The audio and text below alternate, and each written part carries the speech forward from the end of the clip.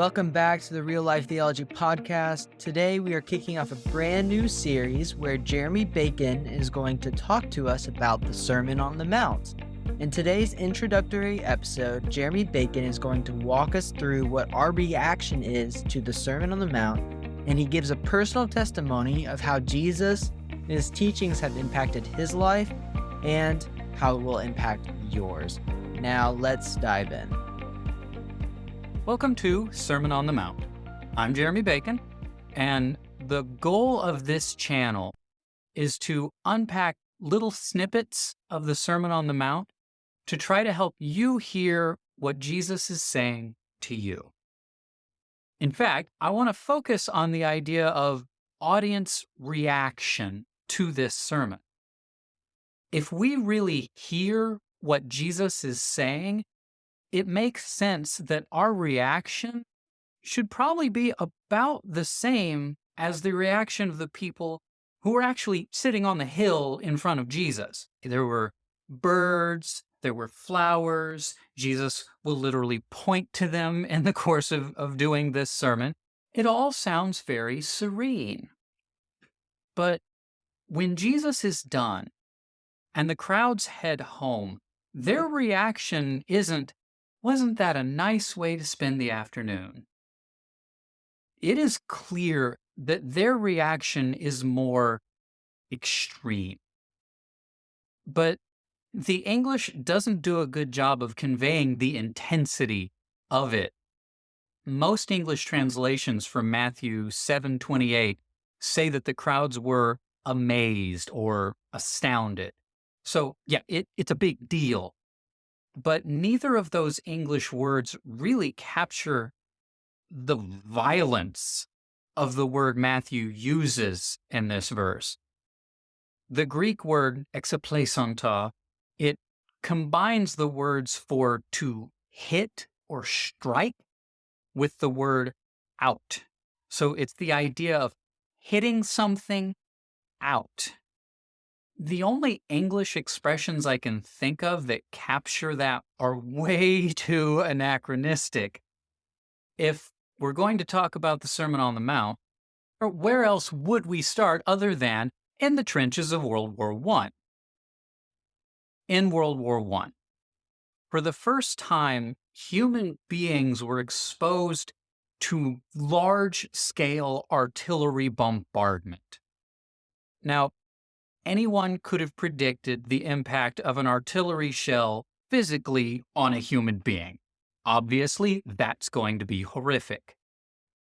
But doctors behind the front lines started to see things that they couldn't process. Soldiers were coming back from the trenches with no visible injuries, but there was clearly something wrong with these guys. Mentally, they were not okay. Now, this was way before we crystallized the idea of post-traumatic stress disorder. On the fly, these doctors were trying to explain what's wrong with these men. The best theory they could come up with was that concussive force, like the actual air pressure created by these artillery explosions, had literally rattled something loose in these guys' brains. The term they came up with to describe this condition was shell shock. That's almost exactly the picture Matthew is going for in describing Jesus' audience. They're shell-shocked. Something hit them and blew their brain out the back of their head. It's like that emoji with the mushroom cloud coming out of his head. They have had their minds blown, and they walk home almost in a daze, just going, what just happened? That was Jesus' audience. That's a good indication that if we don't have that kind of reaction to this sermon, we may have listened to it, but we didn't really hear it. If you walk away from the Sermon on the Mount and you're not shaken, if you don't feel like you have been confronted by something, then you may not have really heard what Jesus is saying. Now, I'm not trying to judge. Before I started the study that led to writing a book on the Sermon on the Mount, I was definitely familiar with this sermon. I'm a preacher's kid. I've been in the church my entire life. Jesus' most famous sermon was certainly in the air. Then I went on to get a bachelor's and a master's degree in theology. I was actually in ministry for a brief time. That didn't work out. But even after that, the new church I joined, I would teach classes there. Then eventually in 2018, I was getting ready for my third week-long trip to do some Bible training for a group of Maasai pastors in southern Kenya. My idea was to use the Sermon on the Mount as kind of a working text to try to illustrate all the different interpretive tools you can use for understanding the Bible. In preparation for that, I started memorizing and dissecting Matthew 5 through 7. But it very quickly became obvious that I wasn't the one doing the dissecting. I would come to some particular part of this way of living Jesus presents, and it was like the text was saying to me, you aren't doing that. Now, I could have just ignored it and gone about my business, but the text itself explicitly says, don't do that. It's the final paragraph in the Sermon on the Mount says that you are a fool if you don't make these teachings the foundation for how you live your life. The wise man is the one who hears them and does them. The Sermon on the Mount was challenging my entire way of life. But it went a lot deeper than that. I couldn't escape the question that I have spent my entire life in American cultural Christianity. Why hadn't I ever been challenged like this before? It was an indication that there was something deeply wrong. But the challenge went even bigger than that. I realized this kingdom that Jesus is presenting is an entirely different worldview. The Sermon on the Mount was blowing apart my life, my culture, my entire view of reality. Because Jesus was trying to knock all of that out of me so he could invite me into something new. Now, I want to ask a big picture question. What is this sermon about? Now, if you do a quick Google search, half the stuff you're going to find is going to say something about how this is Jesus' most famous sermon. And it is. But why? What is this sermon about that makes it so special? We talked about audience reaction to this sermon, that Matthew is almost explicitly saying that this sermon blew Jesus' audience's mind. But when they walk away from this sermon, their focus isn't on any of the actual content of the sermon. Their main impression as they walk away has to do with Jesus himself. They're like, we've never heard anyone talk like this guy before. There is something different about him. They walk away from the Sermon on the Mount focused on Jesus. Now, it may actually be a little easy to miss, but this sermon actually says a lot about Jesus himself. the book I wrote, Sermon on the Mount, it has a chapter where I try to kind of detail everything this sermon says about Jesus. What I want to look at is the picture Matthew draws in the chapters leading up to the Sermon on the Mount. So in Matthew chapter 1 through 4, the picture he paints of Jesus and how that picture sets up the Sermon on the Mount itself. Now, to understand what Matthew's doing in chapters 1 through 4, you have to get that people in the ancient world tended to think collectively. They would focus on the group rather than the individual, like when it comes to leaders.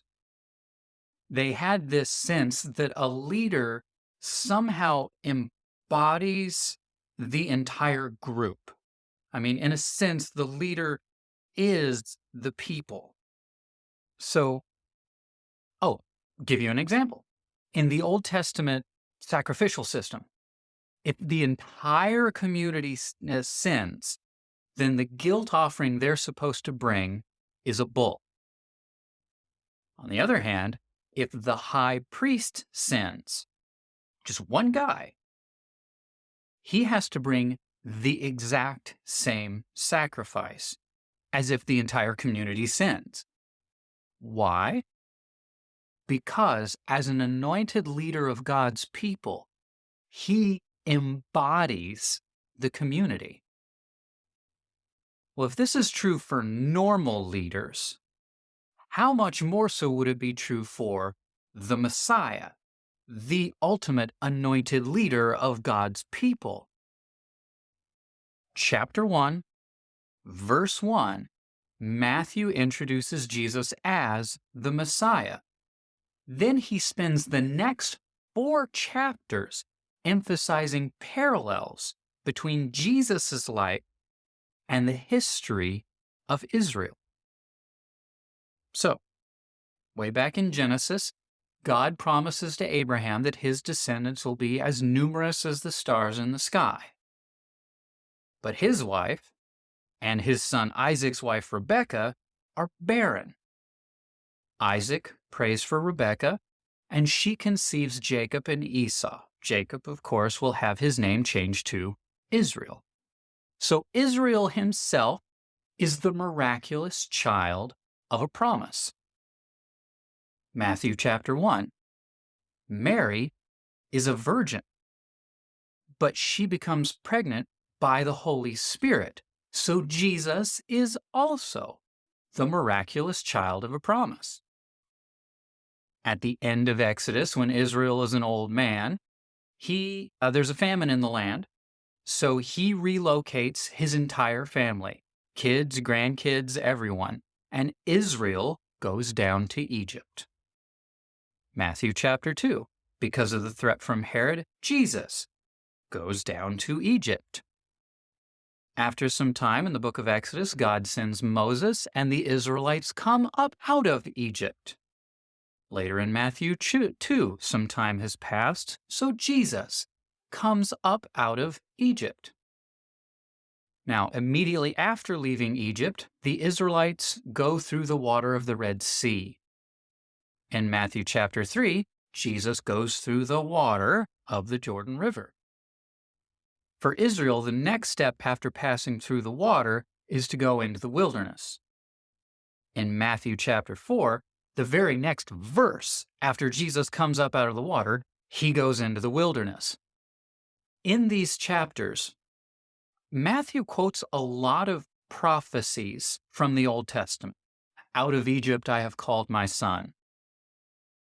But if you go back to the Old Testament and read these in context, many don't seem to be predicting anything at all. They're just telling the story of Israel's history. Because that's the point.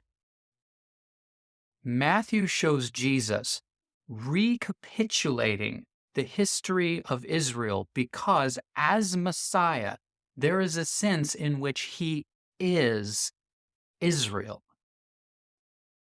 So, Matthew just spent 4 chapters showing Jesus walk through Israel's history step by step, going right up to the time of the wilderness. Now, in Israel's story, what's the next event in the story? It's a pretty big one, probably the defining moment in Israel's history: Moses, Sinai, and the giving of the law. So, if you're a Jewish person reading Matthew's gospel, and after a time in the wilderness, Jesus walks up a mountain and starts talking, there's no way you're not going to think of Mount Sinai. Now, at this point, most commentators will say that Jesus is being presented as the new Moses. And that's not wrong, but of course he's the new Moses. He's everything. But look at the way Matthew paints this picture at the beginning of chapter 5. In Exodus, when Moses goes up the mountain, he's not the one talking. When Jesus goes up the mountain, he is. In fact, the signature phrase of all the prophets is, "Thus saith the Lord." In Matthew chapter 5, Jesus' signature phrase is, "You have heard that it was said, but I tell you." In this replaying of the Sinai story, Matthew isn't putting Jesus in the place of Moses. He's putting Jesus in the place of the voice of God. Now, remember Hebrew parallelism. In Hebrew poetry, two lines don't rhyme sounds, they rhyme ideas. They look at the same thing in different ways. So in Matthew 5:10, Jesus says, "Blessed are you when you are persecuted on account of righteousness."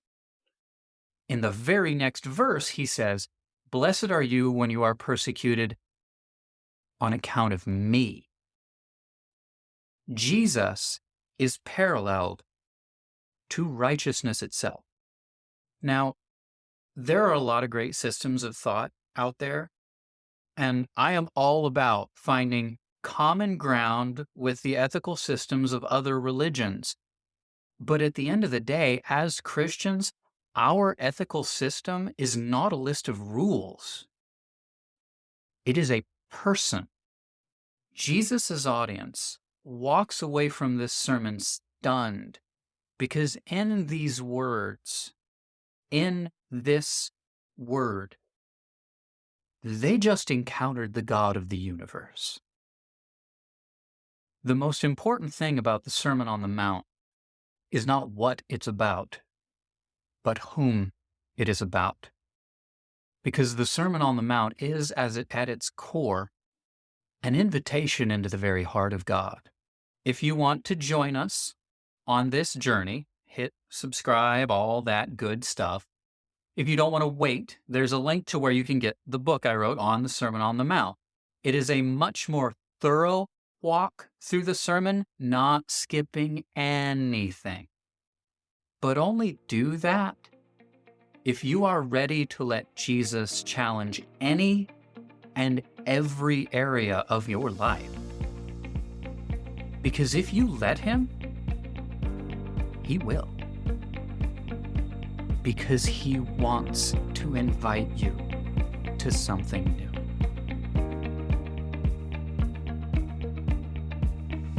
Thank you for tuning into this episode. I hope it was encouraging to you. Now, stay tuned next week. We got more great content on the Sermon on the Mount. If you are interested in getting Jeremy Bacon's book, you can check out the description. There will be a link there. As always, thank you for listening to our podcast, and I hope you guys have a great week.